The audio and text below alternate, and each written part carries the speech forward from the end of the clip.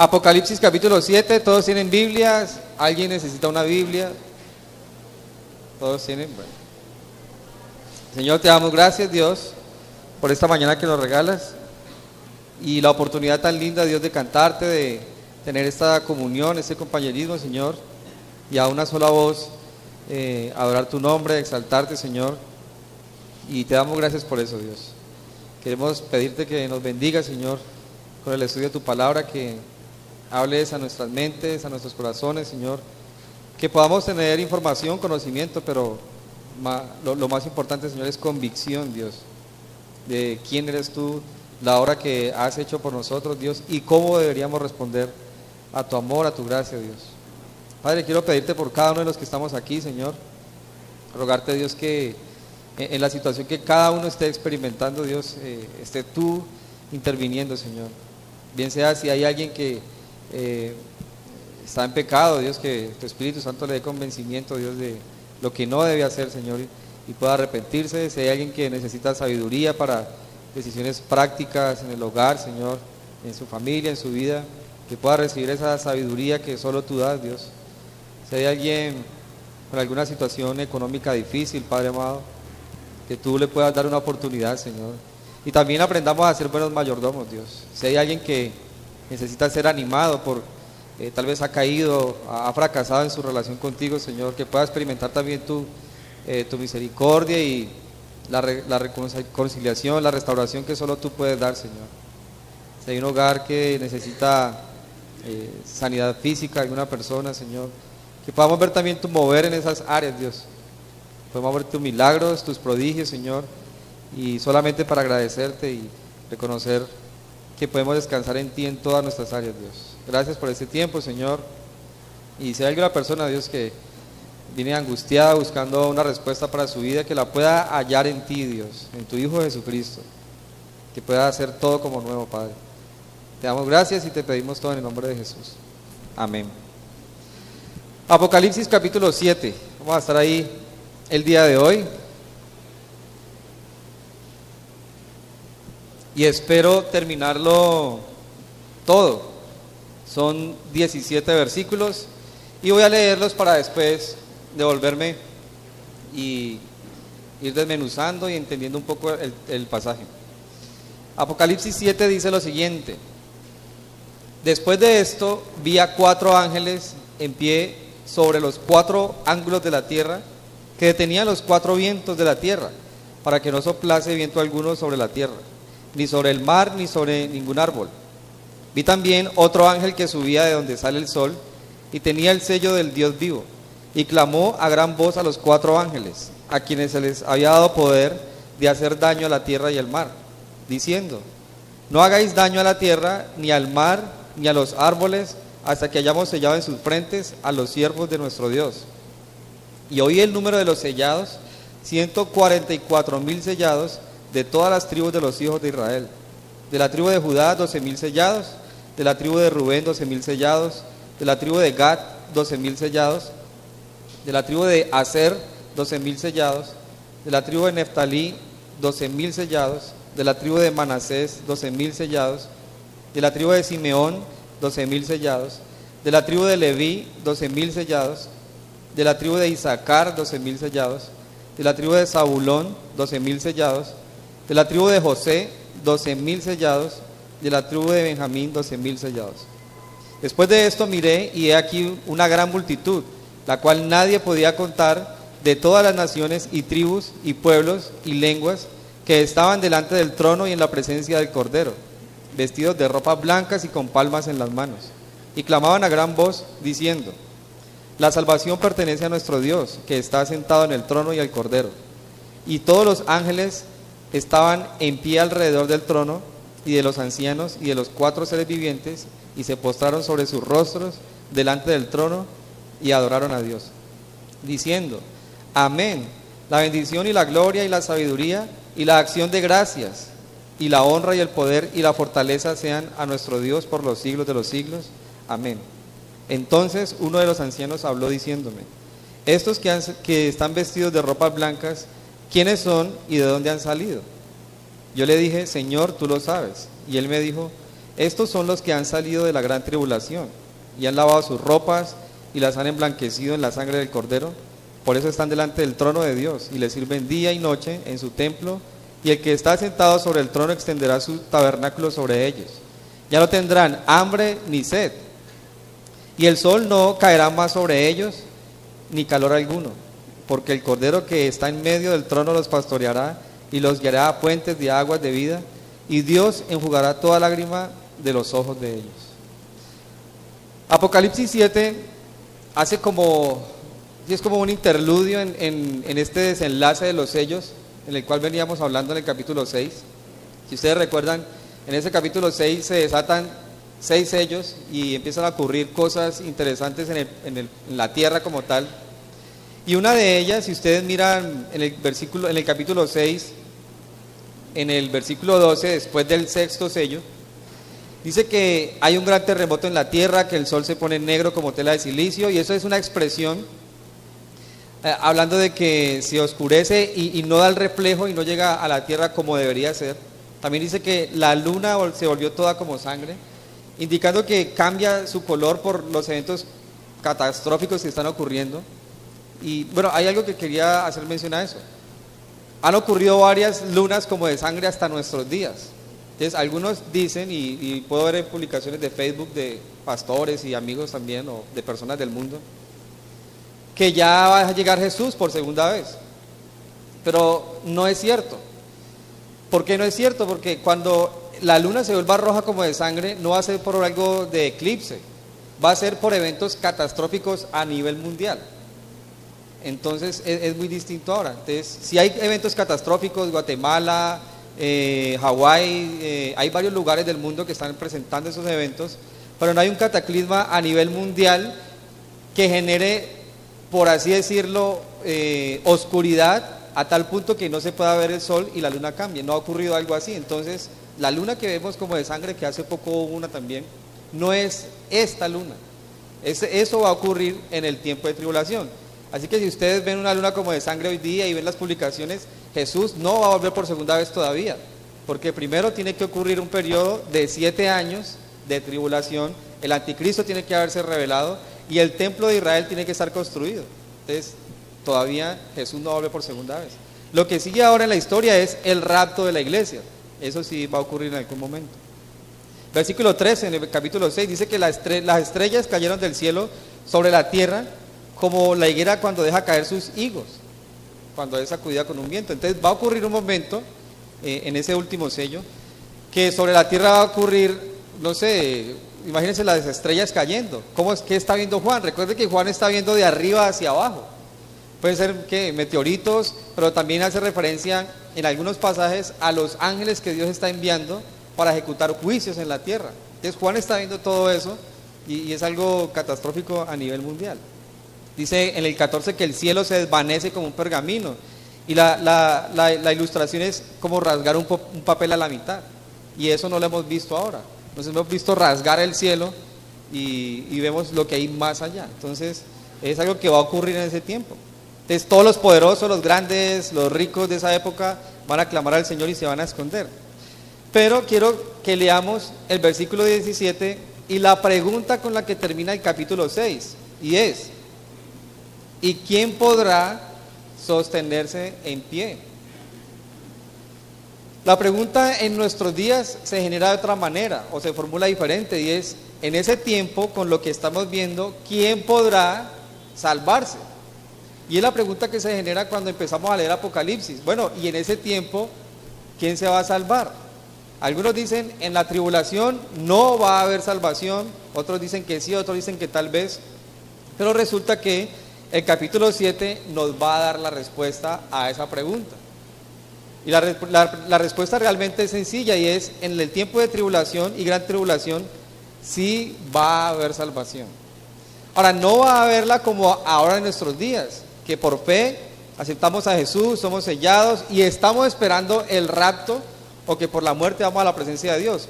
En ese tiempo va a ser martirio.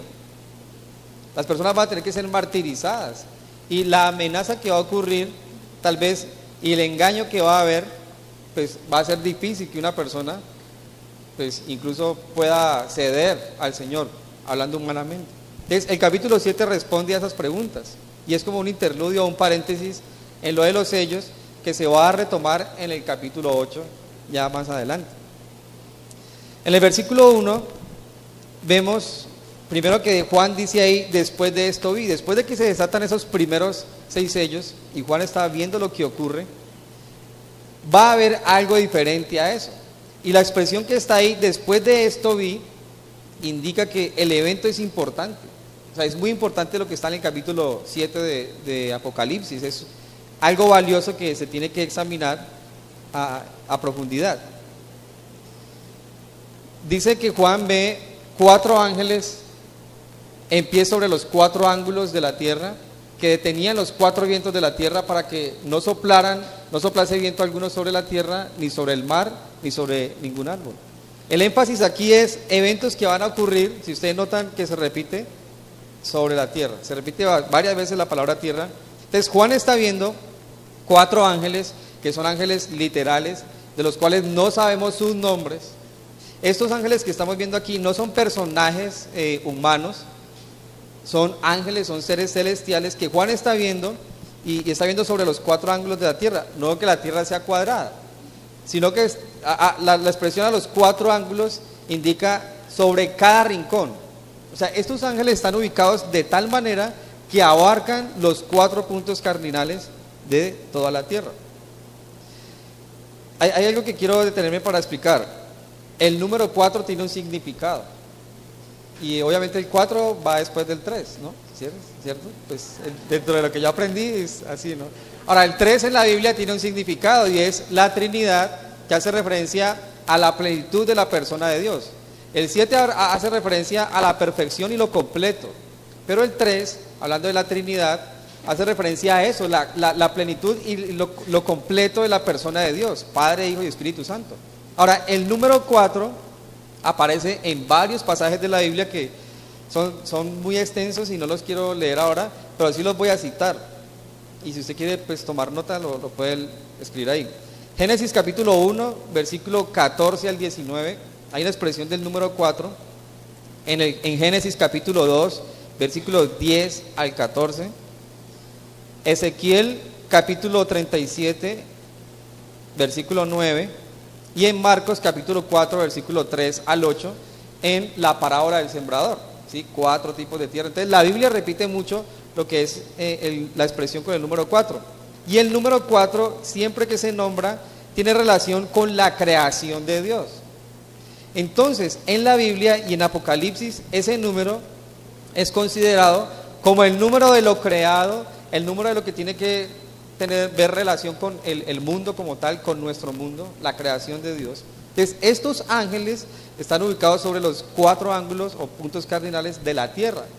Por lo tanto, lo que ellos van a hacer o van a ejecutar afecta directamente a todo lo que nosotros estamos viendo aquí en nuestro planeta. Ellos están ubicados estratégicamente para tratar al mundo. Dice que ellos tenían una labor, y es que detenían los 4 vientos de la tierra para que no soplaran sobre viento alguno sobre la tierra, ni sobre el mar, ni sobre ningún árbol. Si nos adelantamos al versículo 3, dice que, no nos adelantemos, vamos a dejarlo ahí. Resulta que en el Antiguo Testamento, siempre que se nombra los vientos, cuando Dios envía el viento a soplar a la tierra, siempre tiene una connotación de juicio. Y quiero que leamos un pasaje que está en Isaías 40:22, y ahí sí quiero que vayamos allá. Y ya vamos a ver estos ángeles qué es lo que están haciendo. Cuando Dios envía sus vientos a la tierra, tiene que ver muchas veces con juicio. Y en Isaías 40:20, versículo 22, perdón, Isaías 40:22 dice lo siguiente. Isaías 40:22. Él, hablando de Dios, está sentado sobre el círculo de la tierra, cuyos moradores son como langostas. Él extiende los cielos como una cortina, los despliega como una tienda para morar. Él convierte en nada a los poderosos, y a los que gobiernan la tierra hace como cosa vana, como si nunca hubieran sido plantados, como si nunca hubieran sido sembrados, como si nunca su tronco hubiera tenido raíz en la tierra. Tan pronto como sopla en ellos, se secarán, y el torbellino los lleva como hojarasca. Cuando se habla de los vientos en el Antiguo Testamento, esa expresión, los vientos, el soplo de Dios, muchas veces hace referencia a los juicios de Dios. Entonces, en el contexto de Apocalipsis, los vientos, ahí en el capítulo 7, hace referencia a unos juicios que Dios está enviando, y lo vemos en los sellos. Pero estos ángeles, dice ahí que ellos, su labor era detener los vientos. Entonces, estos 4 ángeles, Dios los está usando para 2 cosas: para traer juicio, pero en el Apocalipsis 7, para detener esa obra de juicios que Dios está ejecutando sobre la tierra. Y la pregunta que me hacía es, bueno, ¿por qué Dios por un momento va a hacer que estos ángeles detengan sus juicios, sus propios juicios? Ahora, Dios les está dando una orden, o sea, no es que ellos manden a Dios, sino que es una orden de Dios. La respuesta estaba más adelante en el versículo 3, y es: hasta que hayamos sellado en sus frentes a los siervos de nuestro Dios. Entonces, Dios está usando estos 4 ángeles para llevar juicio a la tierra, pero de repente en ese tiempo de tribulación va a haber un momento donde sus juicios van a ser como ¿sí? un interludio, un paréntesis, para Dios sellar a sus siervos, el número que es 144,000 sellados. Entonces, la respuesta a la pregunta del capítulo 6, ¿quién va a poder salvarse en el tiempo de tribulación? ¿Va a haber salvación? ¿Sí o no? Pues la respuesta es sí. Y vemos que en el tiempo de tribulación Dios mismo tiene gracia y misericordia con las personas que están ahí. Ahora, Dios no va a obligar a salvarse a nadie en ese tiempo. No es que alguien en la tribulación se salvó porque sí, se salvó y apareció en el cielo y bueno, pues yo no quería estar aquí, pero ya ni modo. No, esas personas han tomado una decisión. Pero miren lo bonito de esto, y es la misericordia de Dios aún en medio de sus propios juicios. Entonces, en el tiempo de tribulación hay misericordia de Dios. Ahora, ya no va a haber rapto, ya no va a haber el contexto de iglesia como lo estamos viviendo nosotros, no lo va a haber. Pero sí va a haber un momento donde Dios va a sellar a personas que temen a Él, y ahorita las vamos a describir. Entonces, en el versículo 2, dice que, en versículo 1, perdón, dice que estos ángeles detenían esos vientos para que no soplara. Cuando uno lo lee así, pues a primera lectura uno lo que ve es que estos ángeles, al detener el viento, pues están ejecutando juicio, porque imagínense la tierra sin viento. O sea, queda desolada en par de minutos.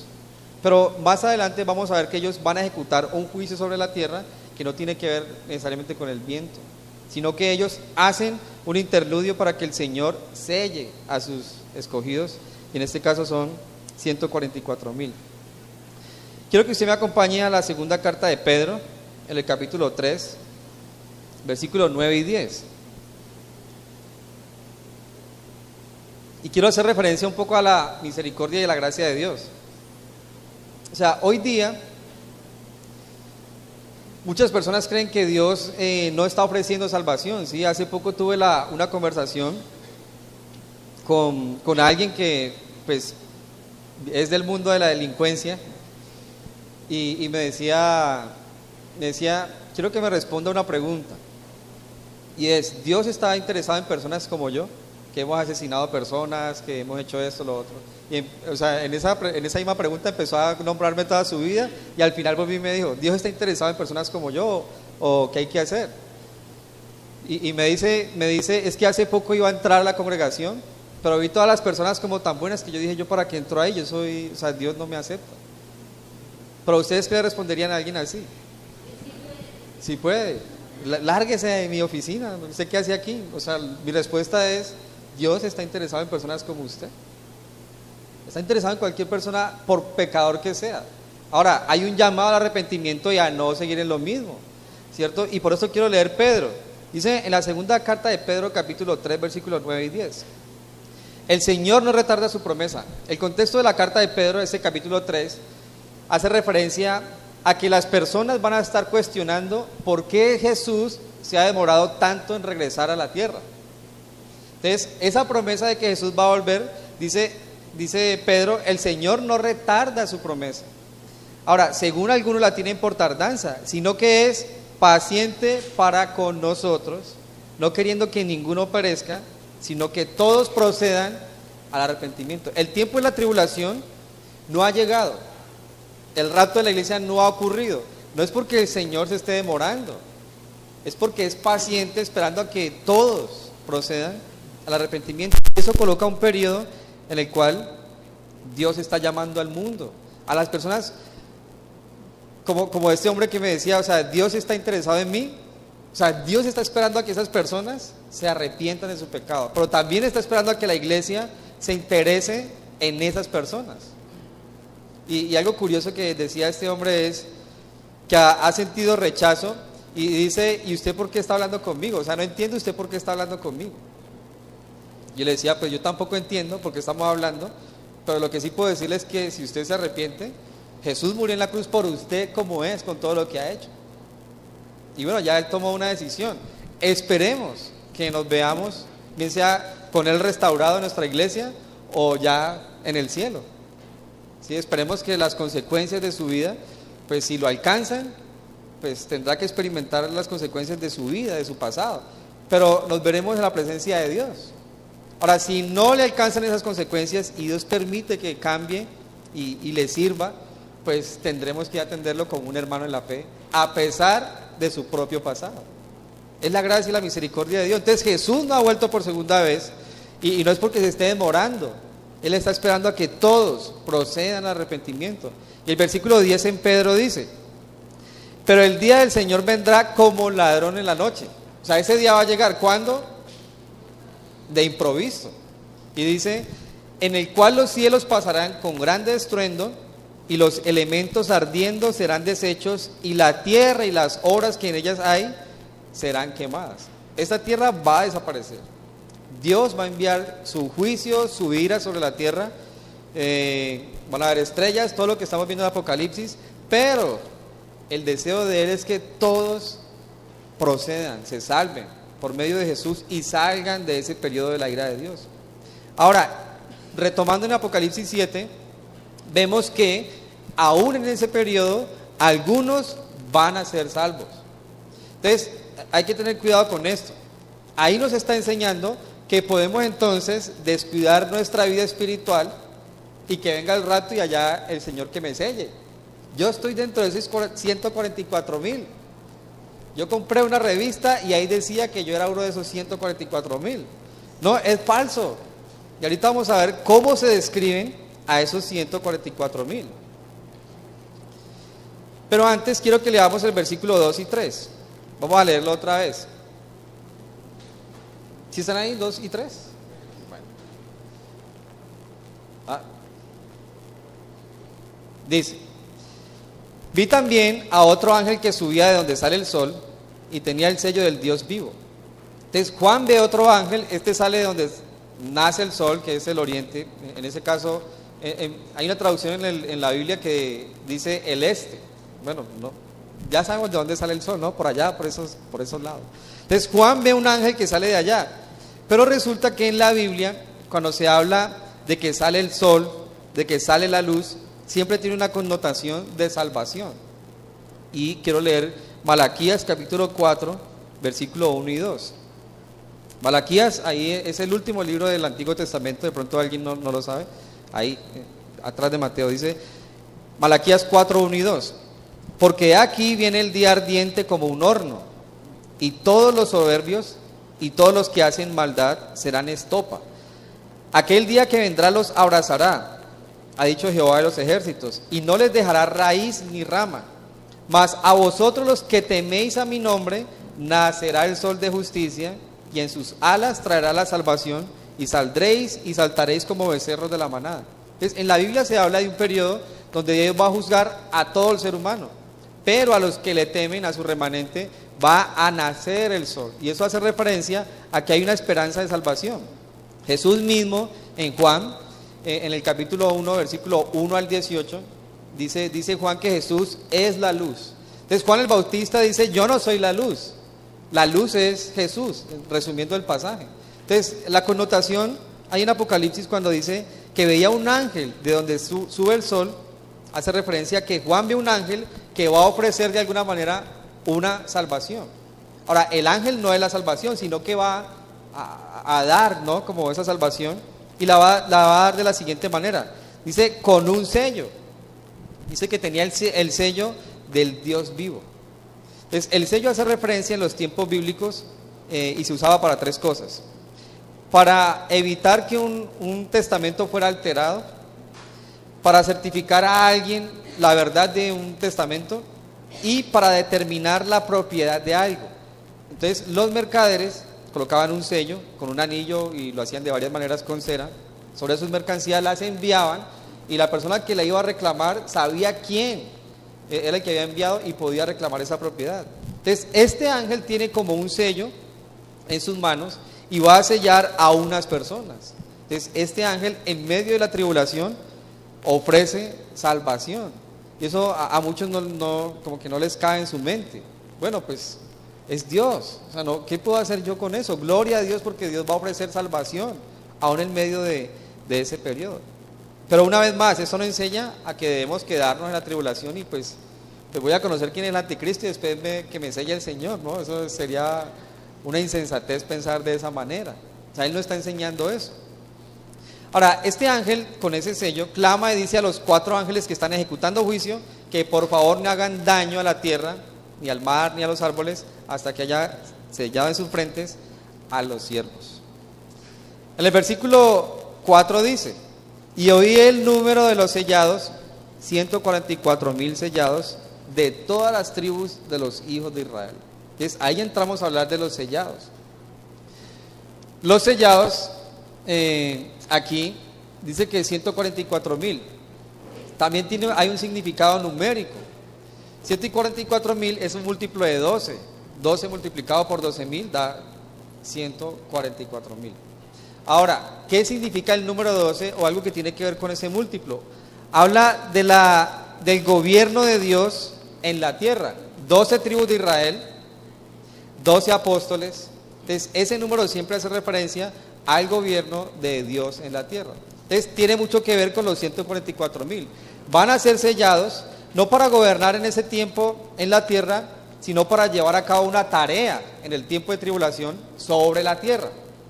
Para eso el Señor va a sellar a estos 144,000. Ahora, el estar sellado en esa época, estos 144,000, no es para evitar la persecución y lo que el anticristo va a realizar para Israel. Estos van a ser sellados para que la ira de Dios, el juicio de Dios, no les golpee a ellos. Entonces, ellos van a ser perseguidos, pero no van a experimentar el daño por las estrellas que caen y todas esas cosas que Dios va a permitir. Algo así como ¿se acuerdan cuando Israel va a salir de Egipto? Que tienen que marcar los dinteles de su casa y el ángel de la muerte no les iba a hacer daño a ellos. Algo así va a hacer. Y ahorita vamos a ver cuál era el sello. Ahora dice que hay 144,000 sellados. ¿Quiénes son estos sellados? Hoy día muchos reclaman la autoridad de esos sellados. Los adventistas dicen que son los que van a ser salvos también y nadie más se va a salvar. Los testigos de Jehová dicen que son ellos, pero resulta que llegó un momento donde el grupo de los testigos de Jehová superó ese número, entonces tuvieron que cambiar un poquito la dinámica, ¿sí? Entonces lo que dicen ahora es que sí, pueden haber muchísimos más que 144,000, pero que solo de ese número 144,000 son los elegidos. Pero hay un gravísimo error en pensar de esa manera. ¿Por qué? ¿De dónde vienen los 144,000? Versículo 4. De las tribus de los hijos de Israel. Entonces, si usted no pertenece a una de las tribus de Israel, ya perdió el año. Usted no cabe dentro de ese grupo de los 144,000 sellados. Otro aspecto.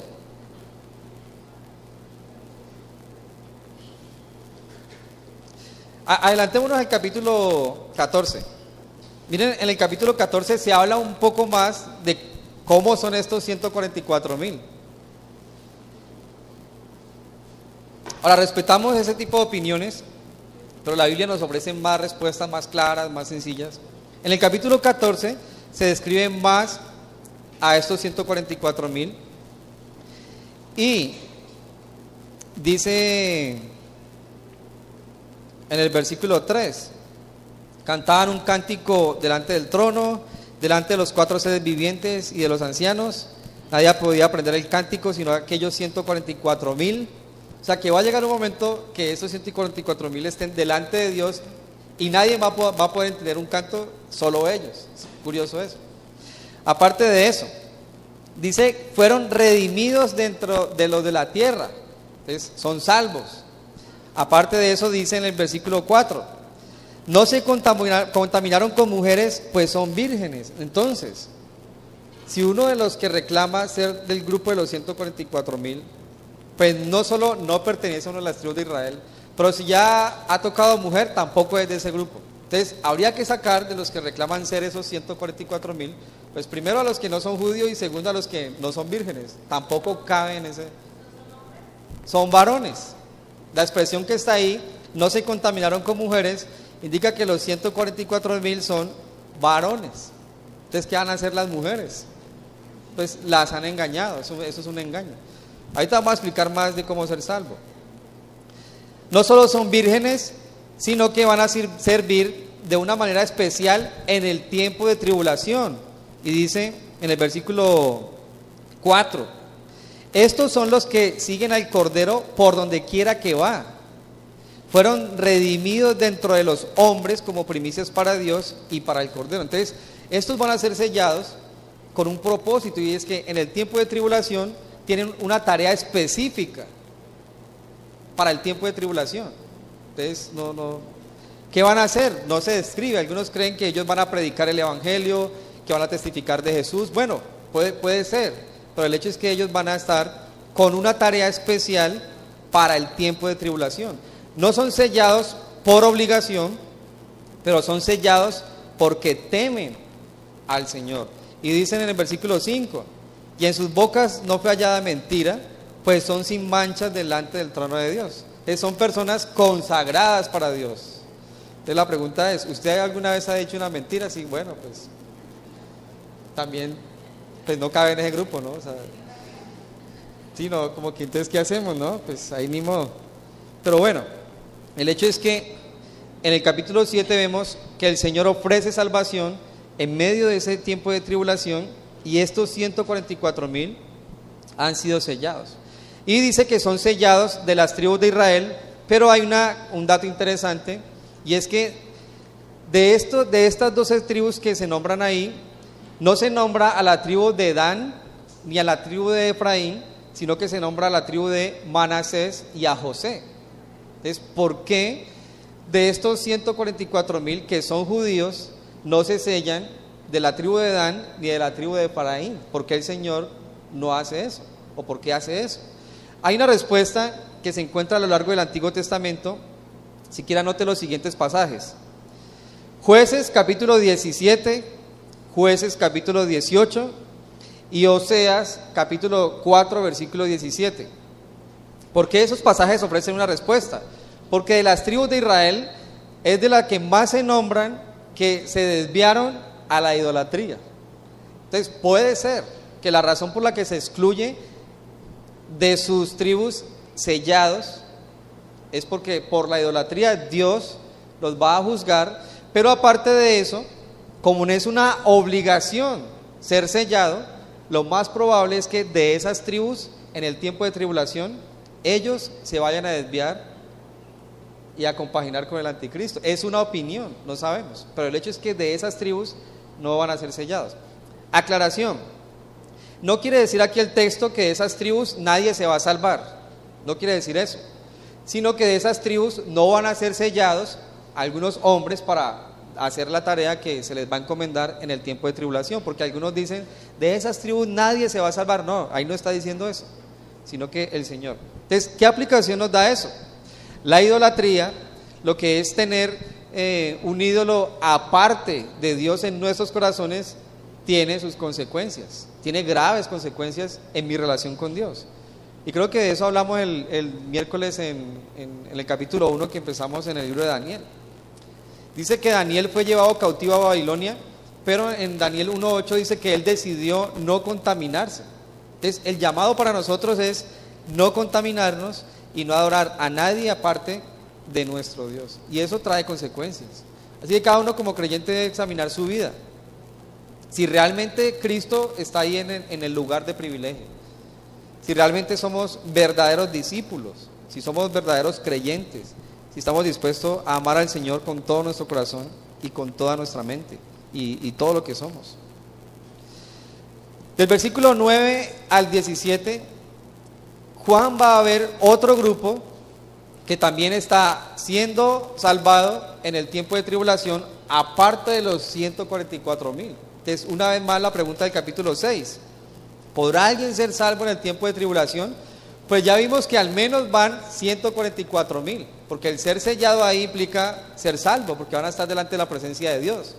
Pero ahora Juan, en el versículo 9 dice: después de esto miré, y he aquí una multitud, la cual nadie podía contar, de todas las naciones y tribus y pueblos y lenguas, que estaban delante del trono y en la presencia del Cordero, vestidos de ropas blancas y con palmas en las manos, y clamaban a gran voz diciendo: la salvación pertenece a nuestro Dios, que está sentado en el trono y al Cordero. Entonces Juan ve los 144,000, y la expresión ahí, después de esto miré, hace referencia a que hay otro grupo dentro de ese tiempo que Juan ve que está siendo también salvado de ese periodo.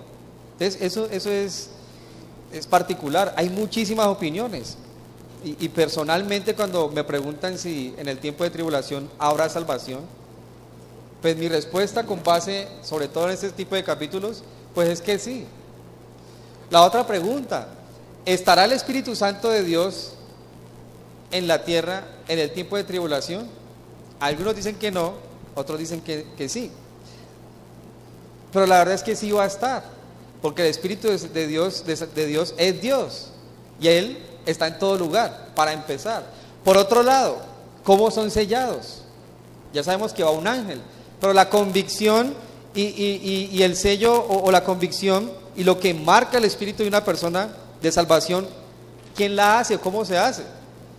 Efesios 1 dice que el Espíritu de Dios es las arras de la salvación o la garantía. Entonces, si bien el Espíritu no va a estar operando como en nosotros aquí antes de la tribulación, convencimiento y todo eso, en ese momento también va a convencer, pero ya no va a haber rapto.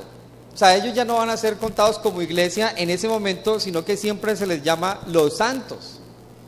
Ahora, es el mismo grupo en el cielo. En el cielo no va a haber, no, nosotros somos la iglesia cristiana, ustedes son los judíos salvos, ustedes para allá y nosotros acá, no. En la iglesia siempre se ve todo el grupo reunido alabando a Dios y al Cordero.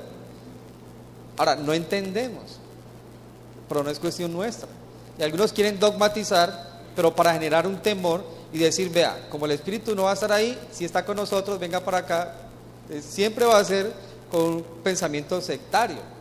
Y hay que tener cuidado de eso. Entonces, ¿el Espíritu va a estar en ese tiempo? Claro, Él está todo el tiempo porque es Dios y está en todo lugar. Ahora, ¿la manera de operar puede ser distinta? Pues puede ser distinta, totalmente distinta. Por ejemplo, en el Antiguo Testamento, cuando Dios usaba a los profetas, dice que venía sobre ellos y que después podía moverse. Ahora, en el Nuevo Testamento dice que el Espíritu de Dios mora en nosotros, pero es el mismo Espíritu orando de maneras distintas. Entonces, ¿cuál es el problema de que Él obre distinto en la tribulación? Para mí, personalmente, no tiene ningún problema. Ahora, dice que esta multitud nadie los puede contar, y la expresión que está ahí, nadie los puede contar, significa literalmente, ningún ser humano tiene la capacidad de contarlos. Eso significa literalmente.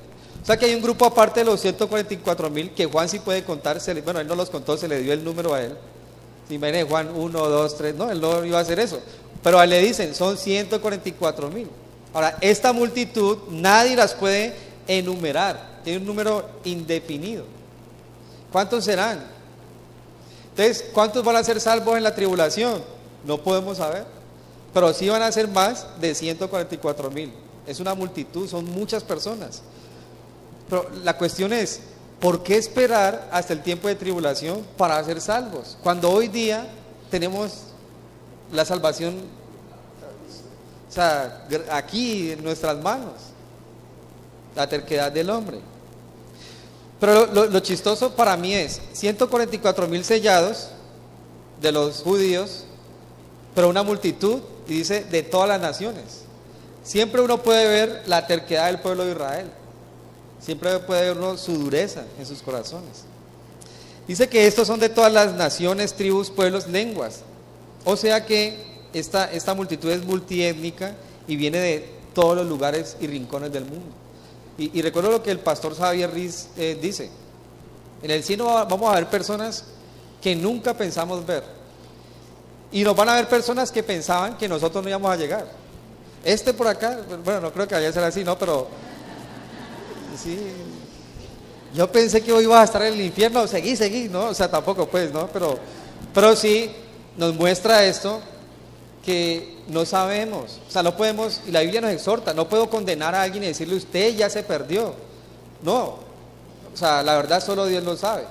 Las acciones me muestran el fruto del Espíritu y puedo tomar ciertas decisiones y mirar la vida de alguien, pero a la final no sé si se salva o no. O sea, lo sabe el Señor, eso lo sabe el Señor.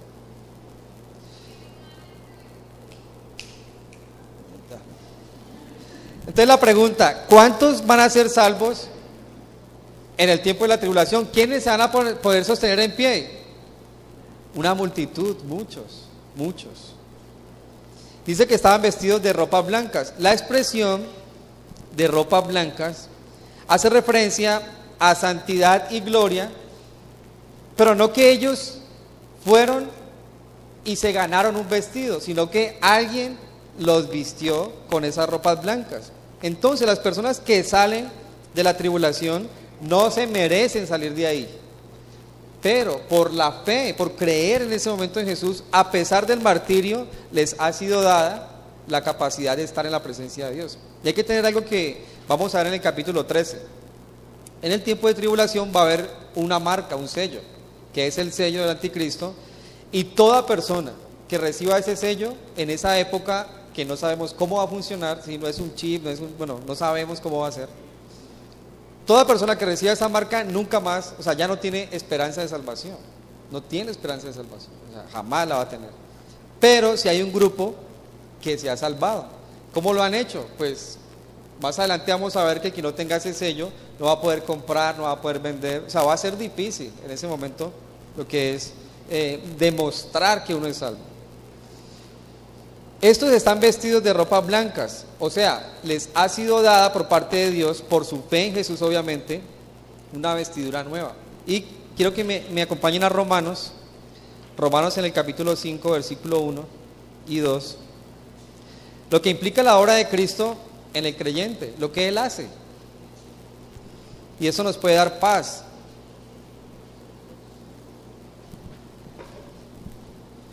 Dice lo siguiente en Romanos 5, 1 y 2. Dice, justificados pues por la fe, tenemos paz para con Dios por medio de nuestro Señor Jesucristo. Ser justificado es quedar absuelto de todos mis delitos y todo lo que tengo, pero no ante la autoridad del hombre, sino ante la autoridad del mismo Dios. Entonces, una persona puede estar limpia, pura, sin mancha, delante de Dios, pero ahí nos muestra el medio, Jesucristo.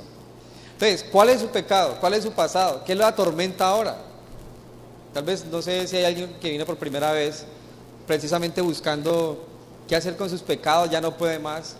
O sea, delante de Dios puede tener perdón y estar limpio. O sea, el Señor lo ve limpio, justificado, pero por la fe en Jesús. O sea, no es algo que uno pueda ganarse, es por la fe. Y esas personas que están saliendo de la tribulación están con ropas blancas, pero también nos muestra de alguna manera cómo nos vamos a ver nosotros en el cielo. Ahora, no sé exactamente cómo se ve, pero si ustedes han visto los cuadros, se ven filas largas, lo que el hombre quiere dibujar, ¿no? Y batola blanca, todo con la misma batola. No sabemos si va a ser Issey Miyake o qué marca, pero va a ser la mejor batola del mundo. Pero ¿saben? No es una batola como uno la imagina. O sea, no es una batolita, todos ahí con su arpa, así tenga su arpa, no, o sea, no va a ser así. O sea, el mundo lo ilustra y se ve como algo incluso aburridor y perezoso. Pero estas vestiduras blancas nos habla de una justificación y pureza en la presencia de Dios. O O sea, el cielo es hermoso y no lo podemos imaginar ahora. Nuestras mentes no dan para imaginarlo. Pero, ¿usted se imagina cómo va a ser usted delante de Dios? Va a tener un cuerpo nuevo, una mente nueva, vestiduras nuevas. O sea, yo creo que va a ser algo impresionante. Entonces, los que tienen más pancita no van a tener pancita. Los que son más delgaditos no van a estar más delgaditos en perfección. O sea, los más perfectos de Dios. ¿Sí? Los que somos chaparritos, pues no vamos a, o sea, todos vamos a tener una plenitud. Así que los que son más altos, ya después nos veremos y vamos a estar igual, ¿sí? No se burlen. Pero ¿saben lo importante aquí cuál es? Que hay una gracia y una misericordia de entrar a la presencia de Dios. Pero hay un llamado de atención para aquellos que reconocen sus pecados, para los que se arrepienten de corazón de lo que han hecho delante de Dios y sus ofensas. Ahora, volviendo a Apocalipsis, dice que estos tienen unas palmas en las manos, o unas palmeras. Ahora, esta multitud que está viendo Juan, ¿qué multitud es? Porque no la podemos confundir. No son los 144,000, pero son los que han salido, y lo vamos a ver ahora, de la gran tribulación. Ellos están ahí, y después va a haber una multitud más grande de todos los salvos. Las palmeras son un símbolo de victoria, un símbolo de gozo y alegría. ¿Por qué? Cuando llegaba un rey en los tiempos bíblicos y el rey salía a la batalla, pero volvía, lo recibían con palmeras, indicando que era victorioso, y la alegría de que su rey volvió con algunos, ¿sí? con los que él haya salido. Y eso en Mateo y en Marcos tiene una semejanza cuando se recibe a Jesús en lo que conocemos como el Domingo de Ramos. Ustedes recuerdan que cuando Jesús entra a Jerusalén, ¿sí? Dice que agarraban ramas, palmeras y decían: Hosana, bendito el que viene en el nombre del Señor. Es la misma ilustración, pero en este momento lo están haciendo en el cielo. Ahora, ¿cómo son las palmeras y eso? No sabemos.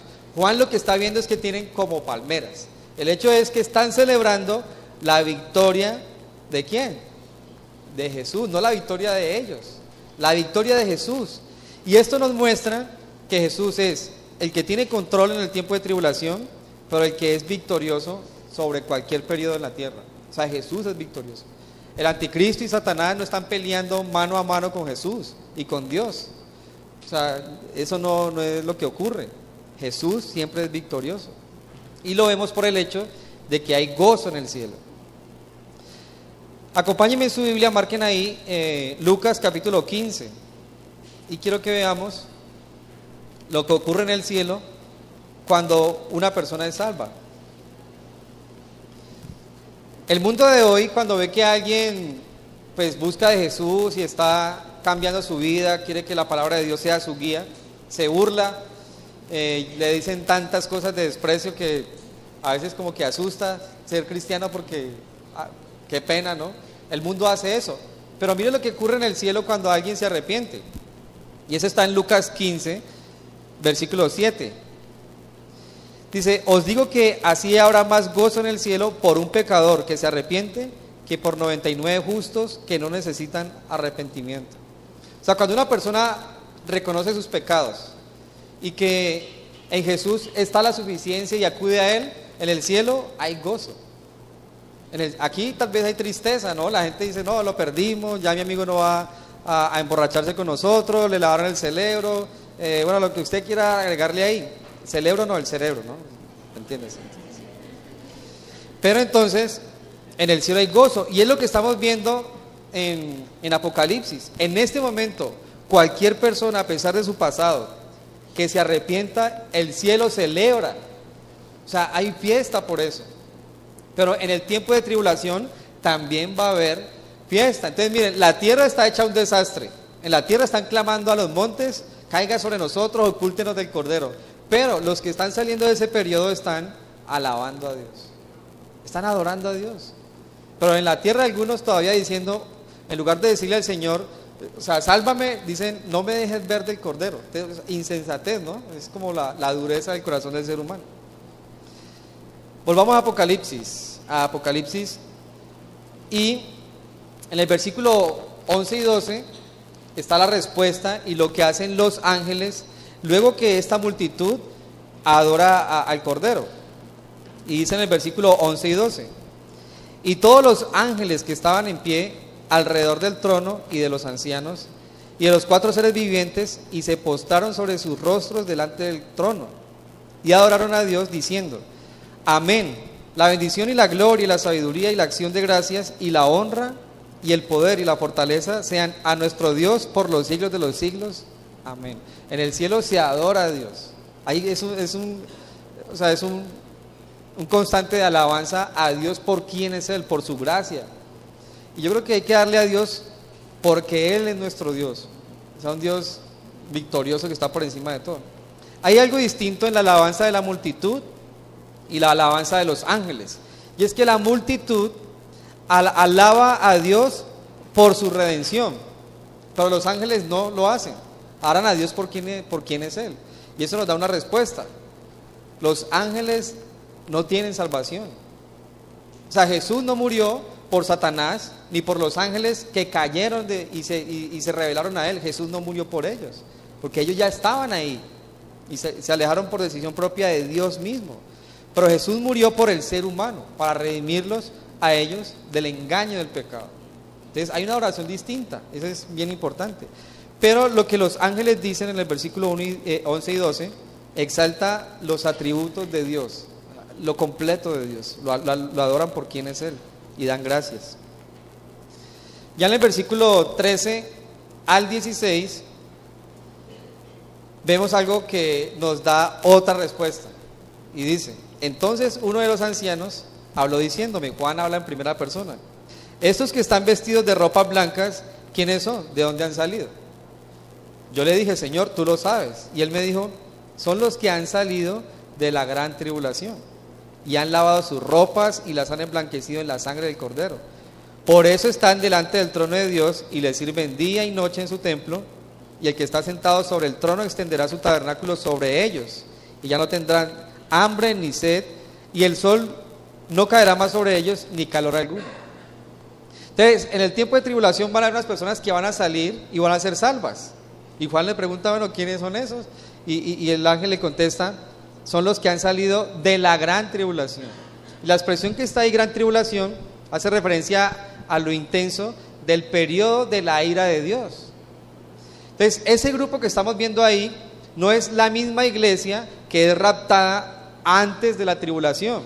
La expresión han salido de indica que ellos estaban en el juicio que se estaba ejecutando de Dios, y de en medio de esos juicios entonces fueron salvados. La expresión que está en el griego, han salido de, hace referencia a eso.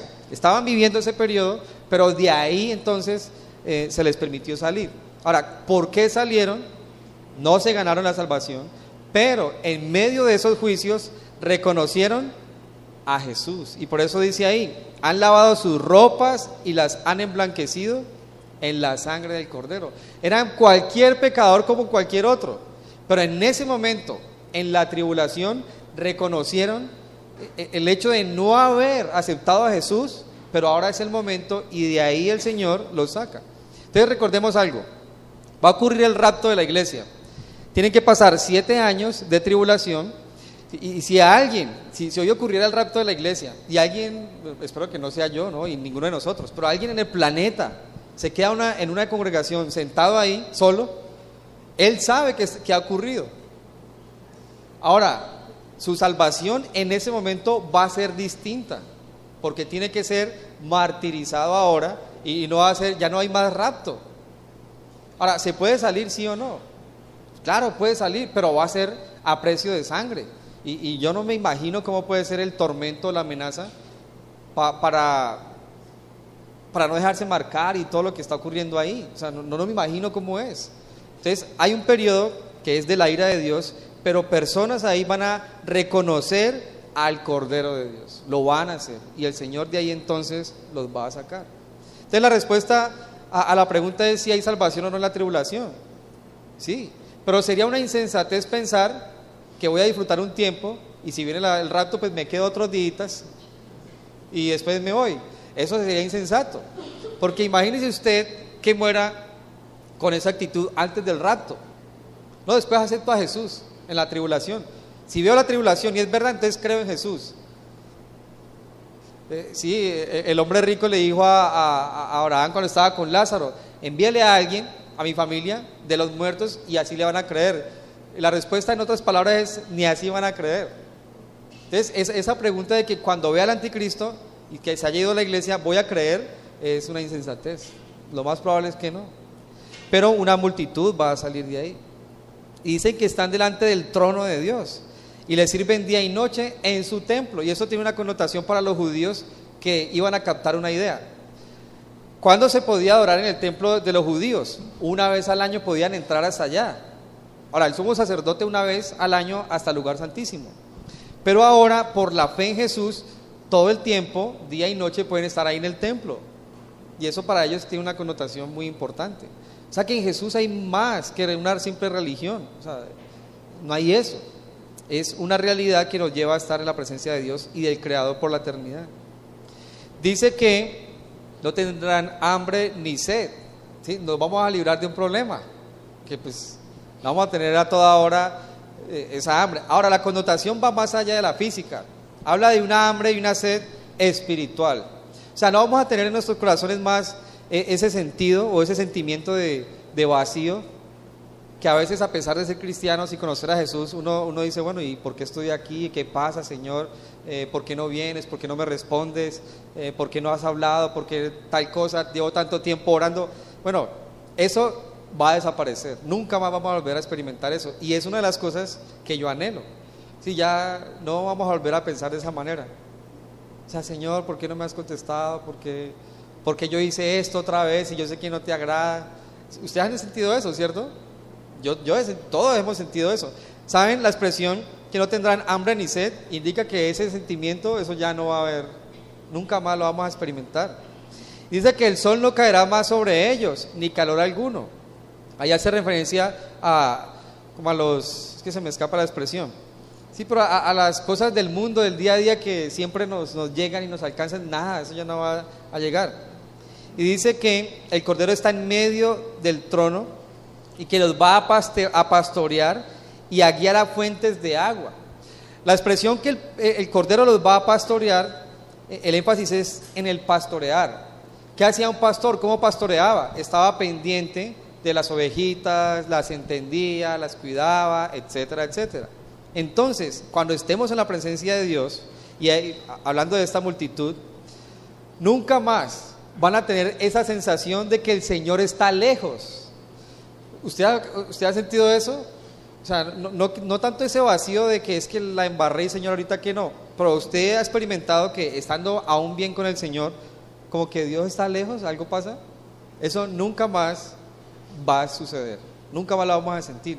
Ahora, el pastorear indica una dirección, una relación personal, un crecimiento y una guía. Entonces, en el cielo, lo que vemos con esa expresión es que vamos a tener que ser enseñados de muchas cosas. ¿Cómo? No sé. Entonces, imagínense las preguntas que hay, por ejemplo, de la creación. ¿Hubo Big Bang o no? ¿Qué pasó? O sea, yo me imagino al maestro, así fue, y en el principio hizo, o sea, yo me imagino explicando todo eso, dándonos a entender tantas cosas, reseteando todo. O sea, eso es impresionante. Yo anhelo eso. Bueno, creo que todos los creyentes anhelamos eso. Y cuando dice que los guía a fuentes de agua, la connotación es de bendición. ¿Sí? El momento en el que el pastor lleva a las ovejitas a las aguas calmadas, tranquilas, para que sacien su sed, habla de un momento de bendición. Entonces, la bendición en el cielo para nosotros va a ser Jesús mismo. Si nosotros aquí en la tierra decimos: qué bendición la comida, qué bendición esto, qué bendición lo otro, en el cielo vamos a decir: qué bendición Jesús mismo aquí a mi lado. Esa es la bendición, esa es la connotación de lo que está diciendo ahí. El importante es Dios. Entonces, ¿quién no quisiera estar en ese lugar? Yo quisiera estar ya mismo allá. ¿Sí? Cuando preparo este tipo de estudios que hablan así enfáticamente de la eternidad, a veces como quisiera que ya no salir más de mi casa y: Señor, aquí yo te espero, yo no quiero saber nada de trancones, de la moto, de que si me cerraron, de que el recibo en Cali, de que es que me olvidó pagar me iba a llegar doble. Yo no quisiera saber nada de que es que, Señor, ahorita voy a fallar, que le falló trabajo a mi esposa, que le hablé como no era. Yo quisiera a veces no saber nada de eso y estar ahí. Pero bueno, la esperanza es, ¿no? Hay que seguir lidiando con algunas cosas, pero agradando al Señor. Y la promesa aquí es que Jesús mismo es nuestra bendición. Él mismo va a ser mi bendición. Y dice que Dios va a enjugar toda lágrima de los ojos de ellos. Y la expresión hace referencia a varias cosas. Antes de tomarla literal, es que nunca más va a haber ninguna aflicción ni dolencia, que es lo que genera las lágrimas. La connotación no es nada más de alegría. O sea, cuando estemos en la presencia de Dios, las lágrimas van a ser calmadas. Hablando de los sufrimientos, los dolores, las preocupaciones, todo eso va a calmar. Pero a mí me gusta tomarlo literal. O sea, imagínense la presencia de Dios. O sea, ¿cuál va a ser nuestra reacción? Si la verdad es un lugar donde nunca hemos estado. Entonces, de repente, si alguien muere en el Señor y está aquí, cae, pero en ese momento aparece en la presencia de Dios, pues lo menos que puedo hacer es llorar del gozo, ¿cierto? Ahora yo, por una dificultad que tengo en los ojos, pues no puedo llorar como debería. O sea, ya de un tiempo por acá mis lágrimas no salen como es. Pero yo me conozco en la parte emocional y sé que voy a llorar como un bebé. Ahora, lo que yo quiero es que el Señor seque mis lágrimas. Imagínense eso, ¿no? Incluso con un amigo o el esposo. Alguien está llorando y venga por acá, tranquilo. O sea, pero eso con Jesús mismo, ese momento yo lo anhelo, porque yo sé que voy a llorar como un bebé. Pero bueno, gloria a Dios. Y aparte de eso, lo importante es que las aflicciones, las dolencias, ya nada más. Entonces, si no hay dolencia y aflicción, ¿qué sigue de ahí para allá? Si nunca más va a ocurrir aflicción y dolencia, ¿qué es lo que sigue? Pues ese deseo que uno tiene de una vida totalmente feliz. Eso es lo que sigue de ahí para allá por la eternidad. Es cómo no estar agradecidos con Jesús. Son promesas que Él tiene. Y son promesas que ha dado a todo ser humano. El peor de los asesinos puede disfrutar de esto. Y por eso uno debería predicar el Evangelio a cualquiera. A cualquiera, uno sabe, ¿sí? Lo que les decía, el otro día también tuve la oportunidad de hablar con alguien que me decía, mire, yo vengo acá como última opción y si quiere le muestro mi arma, es que me iba a pegar un tiro. Yo no, tranquilo, venga, cálmese. O sea, ese tipo de situaciones yo jamás pensé que iba a vivirlas. Entonces, pero lo que yo pensaba en ese momento es, ¿yo qué le digo a este tipo? O sea, ¿yo qué le digo? Pues mis palabras fueron estas. Hay una promesa para usted, no importa lo que usted haya hecho. Ahora, tiene que tomar una decisión. Y mire lo que le espera. No hay aflicción, ni para usted, ni si su familia cree, etcétera. Porque pues uno a veces juzga y dice, no, que no se salve. No, eso no nos compete a nosotros, es una decisión. Entonces, para concluir, en ese capítulo 7, vemos que en medio de esa tribulación hay una esperanza. Ahora, no opera como ahora, que creemos, somos salvos y el rapto, la muerte, en ese tiempo va a ser distinto. El martirio es el pan diario a nivel mundial. En ese momento no va a ser como ahora, que aquí en Colombia hablamos así libremente, mientras que en el oriente están allá persiguiendo a la iglesia. No, en ese tiempo va a ser a nivel global, va a ser distinto. Pero el Señor ofrece una salvación. Entonces, no creo que usted de esos 144,000. O sea, la esperanza está en Jesús. Y en este momento son más de 144,000.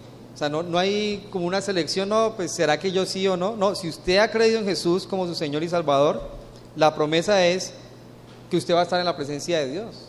A pesar de usted, en ese momento esa promesa está vigente. Entonces hay que darle gracias a Dios por todo eso. Y ahí seguimos con el Apocalipsis. Si Dios quiere, en el capítulo 8 retomamos con las cosas que vienen para el mundo.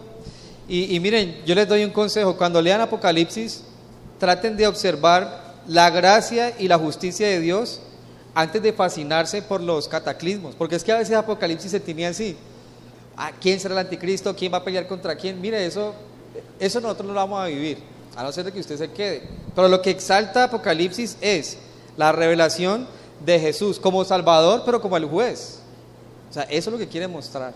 Y en este caso nos muestra a un Jesús misericordioso, el Cordero de Dios. Amén. Entonces coloquémonos de pie, vamos a orar.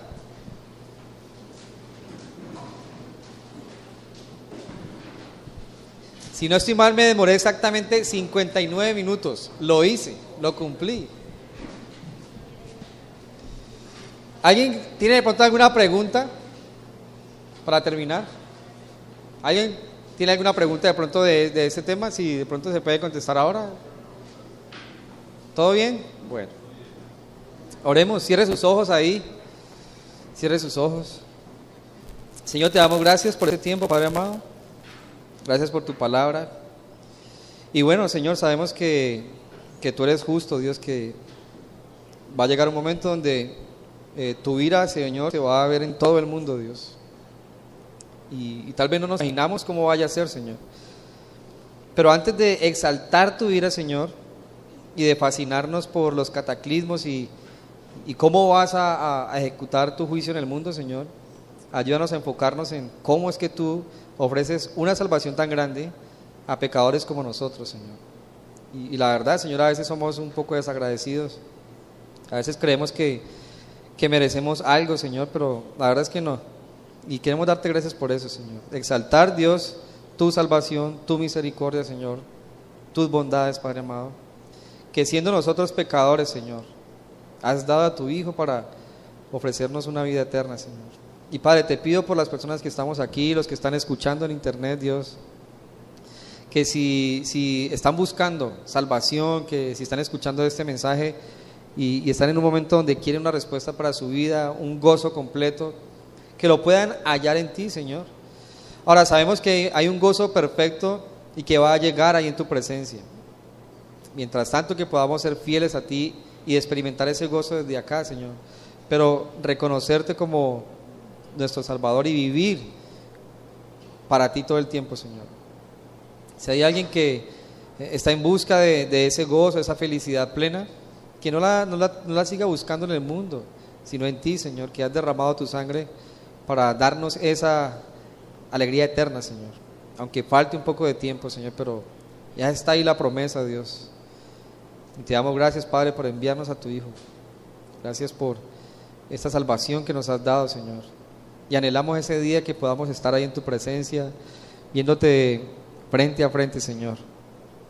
Lo que vamos a hacer es adorarte, alegrarnos, Señor, postrarnos delante de ti, pero anhelamos ese momento, Señor. Y Padre, no sabemos cuál de nosotros, Dios, va a partir primero.